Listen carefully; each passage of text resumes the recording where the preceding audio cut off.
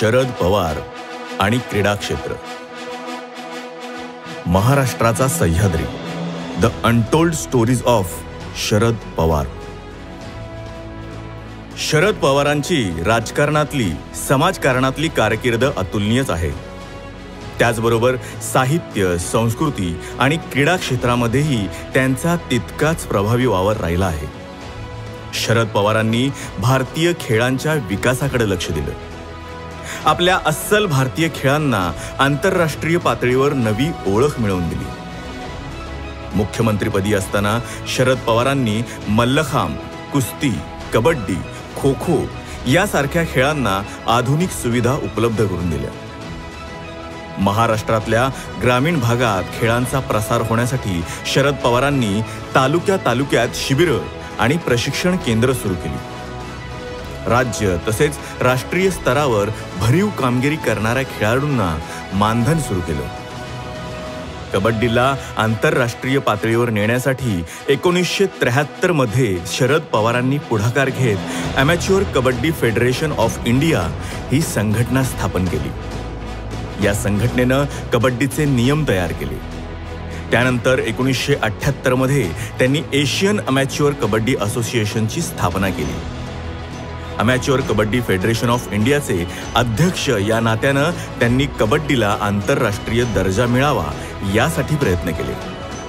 त्यांच्या प्रयत्नांमुळेच 1990 मध्ये बीजिंग एशियाड स्पर्धेत कबड्डीचा समावेश झाला आणि भारतानं सुवर्ण पदकही जिंकलं.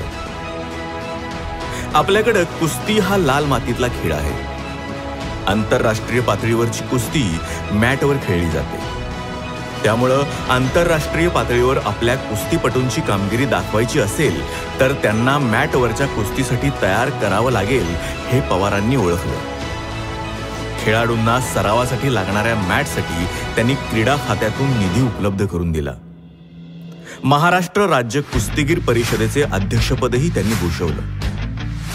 कुस्तीला प्रोत्साहन देण्यासाठी तालुका, जिल्हा तसेच राज्य पातळीवर कुस्तीच्या स्पर्धा सुरू केल्या. अखिल भारतीय खो खो संघटनेचे अध्यक्ष असताना शरद पवारांनी खो खोच्या राज्य व देश पातळीवरील स्पर्धांचं आयोजन केलं. खेळाडूंना सरावासाठी आवश्यक सुविधा सरकारकडून मिळवून दिल्या. प्रो कबड्डी लीग प्रमाणे त्यांनी प्रो खो खो लीग सुरू करण्याचाही प्रयत्न केला होता. कबड्डी, खो खो, कुस्ती या खेळांसाठी सुसज्ज कार्यालय, ग्रंथालय तसेच संस्था चालवण्यासाठी पुरेसा निधी मिळवून देण्यात शरद पवारांनी मोलाची मदत केली. मुंबईत रेसकोर्सवर होणाऱ्या शर्यतीतल्या 4 शर्यतींचं उत्पन्न सामाजिक कामासाठी देण्याचा अधिकार गृहमंत्र्याला होता. शरद पवारांकडे गृहखातं असल्यामुळे त्यांनी या निधीचा उपयोग क्रीडा संघटना मजबूत करण्यासाठी केला. शरद पवारांनी 1988 मध्ये मुख्यमंत्री असताना बालेवाडी इथं आंतरराष्ट्रीय दर्जाच्या सुविधा असणारं क्रीडा संकुल बांधण्याचा निर्णय घेतला. विक्रमी वेळेत हे अत्याधुनिक क्रीडा संकुल उभारण्यात आलं. 1994 मध्ये मुख्यमंत्री या नात्यानं पहिल्यांदा या क्रीडा नगरीत राष्ट्रीय क्रीडा स्पर्धांचं यशस्वीपणे आयोजन करून दाखवलं. Barrister Sheshrao Wankhede Mumbai cricket association म्हणजेच MCAचे अध्यक्ष असताना त्यांनी नवं स्टेडियम उभारायचं ठरवलं. तेव्हा पवार क्रीडा खात्याचे राज्यमंत्री होते. स्टेडियम बांधण्यासाठी शरद पवारांनी आवश्यक ती सर्व मदत केली. वानखेडेंच्या काळात शहरात ठिकठिकाणी क्रिकेटचे क्लब तयार झाले होते. गरवारे क्लब हा त्यापैकीच एक. नंतरच्या काळात या दोन्ही संस्थांमध्ये संघर्ष सुरू झाला. बरेच वर्ष या संघटनांमध्ये वाद सुरू होता. त्यात खेळाचं आणि खेळाडूंचंच नुकसान होत होतं. काही जाणकार मंडळींनी हा वाद सोडवण्यासाठी शरद पवारांनी अध्यक्ष व्हायला पाहिजे असं सुचवलं. त्यामुळे पवारांनी गरवारे क्लबच्या अध्यक्षपदाची निवडणूक लढवली आणि ते जिंकले.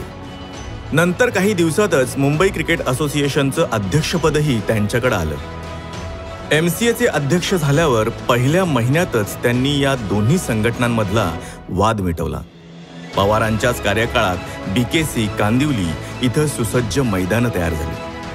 शरद पवार 2005 मध्ये भारतीय क्रिकेट नियामक मंडळ अर्थात BCCIचे अध्यक्ष झाले. BCCIचे कार्यालय मुंबईत आणलं.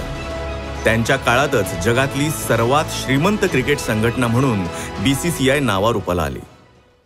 त्यांच्या प्रयत्नातूनच 2011चा वर्ल्ड कप फायनलचा सामना मुंबईत झाला.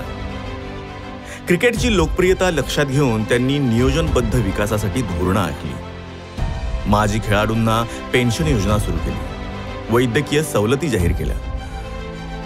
नंतरच्या काळात ते आंतरराष्ट्रीय क्रिकेट परिषद म्हणजे ICCचे अध्यक्ष बनले आणि 2010 मध्ये त्यांनी ICCच्या अध्यक्षपदाची धुरा हाती घेतली.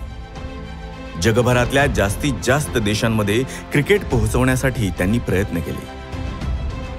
इंडियन प्रीमियर लीग म्हणजेच IPLची संकल्पना शरद पवारांनी मांडली.